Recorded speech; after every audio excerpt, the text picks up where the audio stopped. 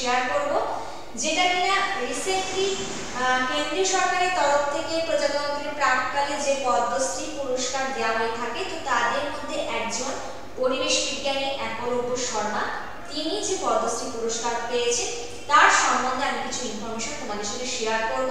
আশা করি ভালো লাগবে। তো চলো কন্টিনিউ করি এবং দেখতে থাকো, ফলো করতে থাকো আমাদের চ্যানেলকে এবং আমাদের এই ইনফরমেশনগুলো যে আপডেট যাচ্ছে অবশ্যই কিন্তু এগুলোকে ফলো করতে থাকো, কারণ এগুলো কিন্তু মোস্ট ইম্পর্টেন্ট কমন টপিক হতে পারে, যে কোনো এক্সামের জন্য কিন্তু আসতে পারে, তো বিভিন্ন সাম্প্রতিক ঘটনাসমূহের মধ্যে। তো আজকে আমরা যেটা করব সেটা হচ্ছে পদ্ম পুরস্কার। পদ্ম পুরস্কার কেন দেওয়া হয়, যেটি বেসামরিক সর্বোচ্চ পুরস্কার হিসেবে আমাদের কাছে পরিচিত, অর্থাৎ এটি বেসামরিক সর্বোচ্চ পুরস্কার যেটি কিনা বিভিন্ন ক্ষেত্রের ভিত্তিতে দেওয়া হয়ে থাকে, যেমন ধরো শিল্প, সাহিত্য, বিজ্ঞান চর্চা, চিকিৎসাবিদ্যা, পরিবেশবিদ্যা, সমাজসেবা, তো এইরকম বিভিন্ন ক্রীড়ার দিক থেকে বিভিন্ন দিক থেকে কিন্তু মানুষকে ব্যক্তিত্বকে সম্মান প্রদর্শন করা হয়, কারণ কিনা যারা ব্যক্তিত্ব এইসব ব্যক্তিত্ব এই দিকগুলোকে বিচার করে বিশিষ্ট সেবা প্রদান করছে তাদের সম্মানার্থে কিন্তু এই পদ্ম পুরস্কারটা দেওয়া হয়ে থাকে। এবার এই পদ্ম পুরস্কার হচ্ছে কি কত ধরনের হয়ে থাকে না, মেইনলি একটা তো পদ্মশ্রী, ঠিক আছে, একটা পদ্মভূষণ, আরেকটা হচ্ছে পদ্মবিভূষণ। এবার এই পদ্মবিভূষণ যে পুরস্কার সেটা হচ্ছে একদম সর্বোচ্চ মানের সেবা প্রদান করবার জন্য কিন্তু দেওয়া হয়ে থাকে, ঠিক আছে। এই পদ্মভূষণ পুরস্কার টোটাল কেন্দ্রীয় সরকারের তরফ থেকে কিন্তু 132 জন পদ্মশ্রী পুরস্কার পেয়েছেন। কতজন? 132 জন। এর মধ্যে থেকে পদ্মভূষণ বা পদ্মশ্রী পুরস্কার পেয়েছে, এই পদ্মবিভূষণ পেয়েছে হচ্ছে 5টা, পদ্মভূষণ পেয়েছেন হচ্ছে 17 জন, বাকি যেটা হচ্ছে সেটা পেয়েছেন পদ্মশ্রী পুরস্কার। যারা পেয়েছেন পদ্মশ্রী 132টার মধ্যে থেকে 17টা পেয়েছেন হচ্ছে পদ্মভূষণ পুরস্কার, 5 জন পেয়েছে পদ্মবিভূষণ পুরস্কার, বাকি যারা পেয়েছে তারা হচ্ছে পদ্মশ্রী পুরস্কার। তো আজকে যেটা আমাদের আলোচ্য বিষয়, পরিবেশ বিজ্ঞানী তথা গবেষক একলব্য শর্মা পদ্মশ্রী পুরস্কার পেয়েছেন কেন।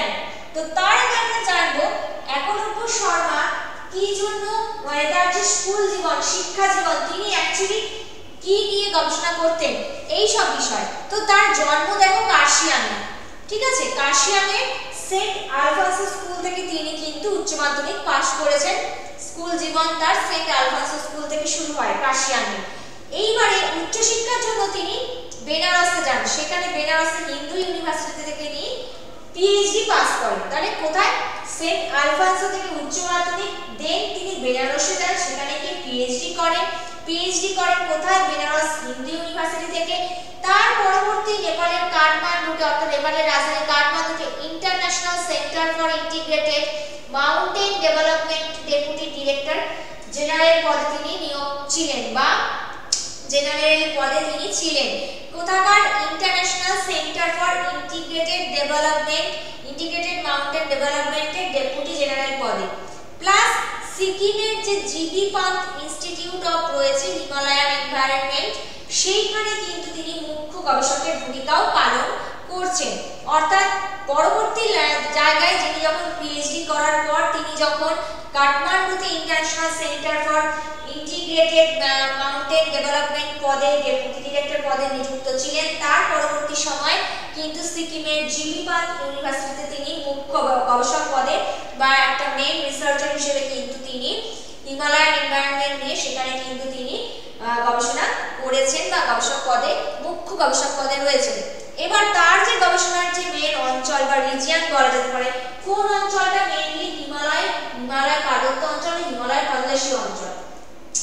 তার গবেষণার মূল স্থান হচ্ছে হিমালয় পাদদেশীয় অঞ্চলে, কিন্তু সেইখানকার হিমালয় পার্বত্য অঞ্চলের বাস্তুতন্ত্রের গঠন, কম্পোজিশন, বাস্তুতন্ত্রের সম্বন্ধে গবেষণা করা, সেখানকার জৈব বৈচিত্র্য নিয়ে আলোচনা করা, জৈব বৈচিত্র্য নিয়ে গবেষণা করা, সেখানকার কৃষি, হিমালয় পার্বত্য অঞ্চলের সংস্কৃতি, তো টোটাল পুরো জিনিসটাকে নিয়ে তিনি কিন্তু গবেষণা করেছেন। কোথাকার? তার গবেষণা জৈব বৈচিত্র্য, সংস্কৃতি, কৃষি, পরিবেশ তথাপি হিমালয় পার্বত্য অঞ্চল এবং হিমালয় পাদদেশীয় অঞ্চল। গবেষণার মেইন স্থান। সেইখান থেকে তিনি কিন্তু গবেষণা করেছেন কি কি বিষয়, সেখানে বলা হচ্ছে কি কি অবদানের জন্য সেখানে কিন্তু তাকে পদ্মশ্রী ভূষণে বা পদ্মশ্রী সম্মানে পুরস্কার প্রাপ্তি হয়েছে বা প্রাপ্তি করেছেন তিনি।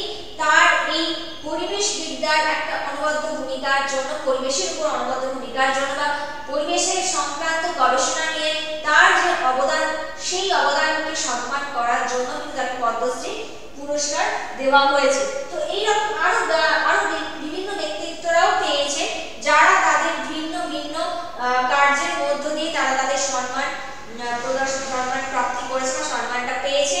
তো এইরকম আরো অনেক নতুন গুরুত্বপূর্ণ ইনফরমেশন যেগুলো কিন্তু তোমাদের পরীক্ষায় আসতে পারে, এগুলো সাম্প্রতিক যে বিভিন্ন ঘটনাগুলি গুরুত্বপূর্ণ সেগুলো কিন্তু ভালো করে প্র্যাকটিস করতে হবে, জানতে হবে।